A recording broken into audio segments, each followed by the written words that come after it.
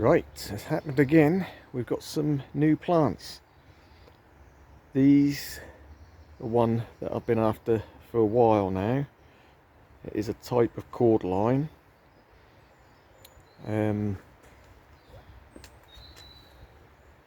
been after them for a couple of years and I found them quite hard to find. I'm not saying they're impossible to find, but I've sort of I keep a Google search going, in my history, and I tend to once a month or something just go through all the plants I've been looking for and just have a quick search and see if there's anything in stock anywhere.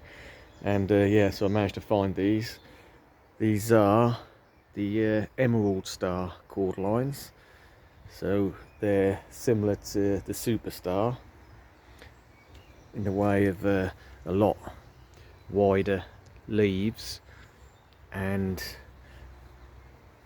a glossy finish to them as well, rather than a matte, which most Cordylines are sort of more of a matte finish and glossy.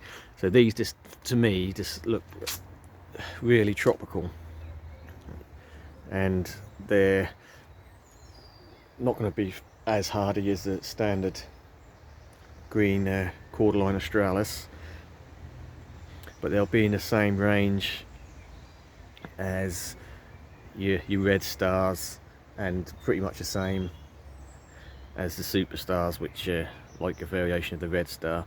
But this one, again, like I say, I've been after it for a while, haven't been able to find it.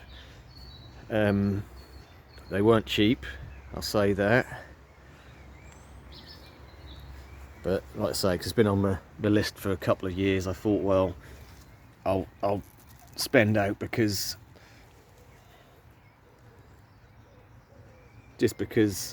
I've been after them, and with the winter we've just had, we can have some gaps that need filling, and like I say, I've been after them, and this is one I can tick off my list now that I've got. So why have I brought two? Well, they only had two in stock. I wouldn't have bought more than two anyway, but basically that's £50 and over was free delivery. So instead of paying £8 for delivery, I bought two. Yes, I spent out more, but I saved £8 on the delivery, so free delivery, and I have to admit that was next day delivery as well, so that's pretty good. Nice quality plants, look good condition, good size. Yeah, so let's have a look at these side by side a standard Cordyline to look at the leaf difference. So it's not going to be, it's going to be something similar size. So can we see how thin the leaves are on a normal Cordyline compared to this one? So this is why I've been after it. They make a really good sort of tropical look, and your standard Cordylines, they take a while. Yes, when they're bigger, the leaves do get wider, and I'm going to say the leaves on that is about an inch wide. Looking at the leaves on that, but already at this small size, the leaves on these are probably pushing not far off 2 inches. So really nice and wide, a lot more exotic, tropical looking, and like I say, one I've been after, so I can tick it off my list. I've got a couple of ideas where to put these, nothing set in stone yet. I'm still figuring out what's going to need replacing or moving about.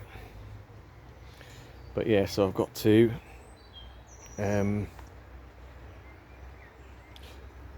Let's just have a look at the Superstar, which is the same sort of wide version of this, but it's like the red form, and we'll see how hardy they are. So we'll move over, and yes, it looks a bit of a mess at the moment.